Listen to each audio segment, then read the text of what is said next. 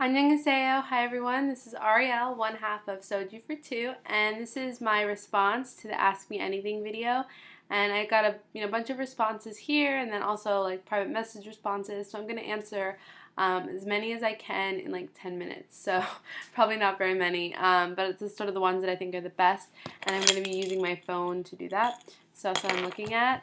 So the first question that was asked is Who's Your Ultimate Bias in K-Pop Industry by Huzan Ith. I'll put your name here. So this is an interesting question. People ask me this all the time. And I don't think I necessarily have an ultimate bias. For me, when I like K-pop bands, I usually like one person in the band. So I'll tell you some of my favorites. And this is also another question that Giaz asked as well, sort of like who are my biases. So I would say in Super Junior, which is one of my favorites, I really like Siwon. In SHINee, I like Minho.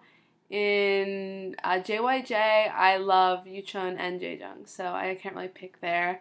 I like a lot of sort of solo artists as well. I like Rain, and clearly I like Jung Gun Suk. I don't know, so I don't really know if I have like one major bias. I just think there's a lot of bands that I really, really like. And when I like one song or something, I'll just sort of pick one of the guys and be like, oh, he's my bias. As far as girl groups go, I would say that counter to most people, with like SNSD, I really like Yuna. I think she's really pretty. And I think that I liked her in Love Rain, even though everyone else hated her. So yeah, I was definitely more positive than others. So that's basically it. But probably Siwon would be my top, just because I love him and Oh My Lady, and I just really anything he's in, I will just watch. So and right now he's crazy in Lord of Dramas, so I'm just loving that. Okay, the next one was by Ma Yapi, and this one, who's the other half of Soju for Two? So I would have to say that you have not watched enough of my videos yet, because basically the other half Soju for Two is my sister, Demarche Leay, and she makes videos on here as well, and we used to make videos together about 4 months ago before I moved here to Korea. So check out my other videos. You have to watch them. Make sure you subscribe. Okay, let's see. This one's really interesting. So Forever's Mac wrote, what do you think? Will K-dramas or other Asian dramas exist in the future? And are people in Korea into dramas? Or is it more foreigners? So I would say this is a great question, because that's how I bonded with a lot of my coworkers when I got here, over dramas. And because even if they don't speak English very well, if I like show them a picture of a drama and then they're like, oh my god, like I know this person. So I would say Koreans definitely love dramas. And like I have friends that are Korean that'll be like, oh, I have to go home, there's a drama on. And it's because a lot of times Koreans don't stream dramas the way that we do. So I think that's the big difference. They watch it on TV, whereas I watch most of them on my computer. I obviously have a TV and I watch it from time to time, but sometimes it's just inconvenient to not have subtitles, especially if it's a drama I really like and I want to like make sure I'm getting everything. So it sort of depends on the drama, but Koreans definitely love dramas as well. I think dramas will last into the future. I mean, I think as long as there's TV, there's going to be dramas, and I think Korean dramas, what's unique about them and why people love them, from all over the world, is that it's the same reason we love Pride and Prejudice and things like that. Like when something is romantic and you have beautiful people, people are gonna like it. And Korea is really good at turning out, beautiful stars, acting. Now, it's not always like the most original, obviously, and they're not usually something that you haven't seen before. But when you fall in love with an actor, you can follow their career, and that's the great thing about Korean dramas, as opposed to most other like American shows where you watch one actor on one show for 8 years and then you never really see them again. Like case in point, One Tree Hill. Like I don't think you'll see Chad Michael Murray. You probably won't see him in anything other than ABC dramas, ABC family dramas for a long time, because he was such a character and he'll never be like something great again. So that rarely happens in America. So K dramas I think will be around for a long time.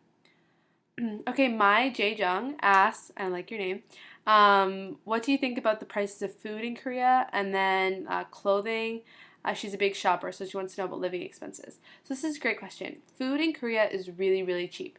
If you eat Korean food, you can spend $5 for a really delicious meal all the time. Not a problem. It's actually, I think, cheaper to cook, to eat out than to cook, because most of the time if you get fresh vegetables and fruit, it's very expensive. That's probably the most expensive thing. As far as clothing is concerned, if you're a big shopper, there are areas like the Express Underground Bus Terminal, which I've talked about before, Hongdae, Ewha Women's University, where they have a lot of clothing that is pretty cheap. Things that Underground Bus Terminal can range from $5, up to $200. So it depends on the kind of clothing you want. If you shop in Myeongdong, if you're like over a size 8 or 10, then you're definitely going to want to shop in Myeongdong. You're going to have regular H&M Forever 21 prices, about $20, $30 for a dress, $20 for a shirt, that sort of thing. You can always spend more money, but I think it's very reasonable to live here if you go to places like Underground Bus Terminal, and most places you go, you'll find things like that. If you have more money to spend, Korea is definitely the place to be, because there's amazing fashion everywhere, and it can be very expensive if you're looking for good quality things. So if you're a shopper, come to Korea. Okay, let's see the next one.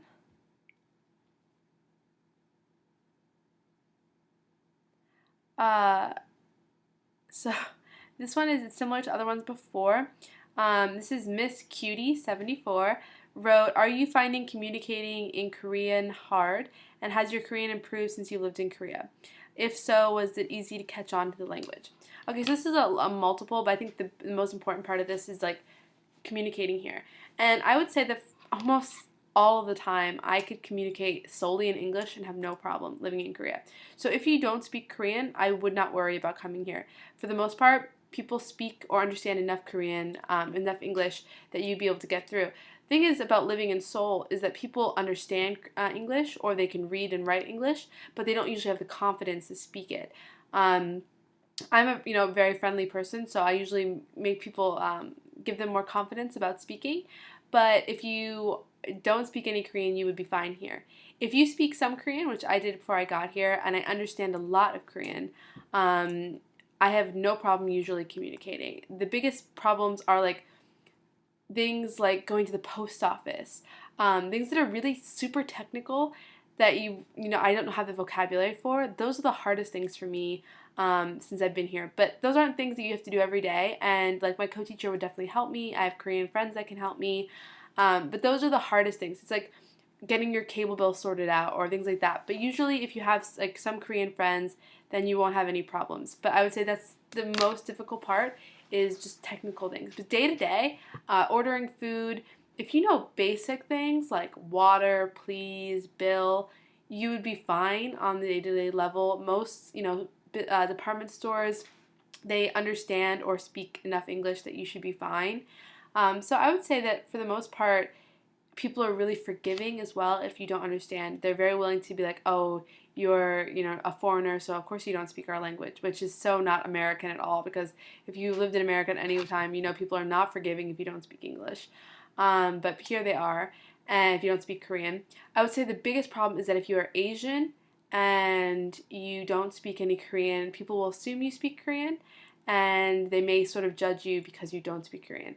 That's probably the biggest problem. I would say that there's definitely like a lot of, I think ethnic stereotypes here for other Asians, and expectations if you are Asian. So I think my friends, at least, that's the biggest problem they have with communicating. Let's see. Oh, this is from BBY Monkey X Happy Face. Is it hard to find your way around Korea, and do you usually go out at night? If so, how was it? Okay, so this is a great question. Korea is extremely easy to navigate by subway. Super easy. Once you look at the map for a little while, you will have no problem figuring out where you're going, where you're transferring. If you have a smartphone and you download, I'll show you the app, the Jiachul app, this one, the subway app, you can literally get anywhere you want. It'll tell you how to get there, where to go for your transfer, all of that stuff. If you don't have things like that, when you first get here, I didn't have a phone for a month. I just looked at like a paper map, and I got everywhere, and I had no problem. The biggest problem with that is like finding your friends when you get somewhere. So you can always find where you need to be, but finding your friends can be trickier. Is it safe? This is something that I am extremely positive about with Korea. Like, I go out every Friday, Saturday for the most part. Sometimes Thursdays. It depends. And I have never felt unsafe in Korea. That's not that there isn't any, safety issues here. I don't drink, so first of all, I'm always have my wits about me, so I don't have that problem. But I think it's extremely safe here, and usually the areas that people tell you to, be careful about are the areas that are like Itaewon and Hongdae, where it's just a lot of drunk people, drunk young people. Like, I mean, honestly, Itaewon's mostly is like you have a lot of foreigners, and sadly, that's where the most of the crime happens. The kind of crime that you have for the most part, I think, is like petty theft and things like that. But this is not a place where people are afraid. It's definitely a place where people are very, very trusting for the most part. Sometimes I'm shocked at how trusting people are. People put their drinks down on a table and like walk away and then come back and drink them. I come from like New York, where you never ever consider putting your drink down and drinking it again. I mean, this is not even like, as soon as I put a drink down, it's like it's dead to me. Like, I will never touch it again. And I'm shocked when I see Korean girls doing that. But they do, and they are very trusting about all of that. So, not that there can't be problems and that would never happen. I totally think you should be careful, but it is a very, very safe place. So those are all the questions I'm going to answer right now. I will make another video with the rest of the questions, and I hope that helps, guys. If you have more questions, leave them down here, and I'll try to make another video maybe in a week. So I love answering questions and seeing what you guys want to know about Korea. Bye, everyone.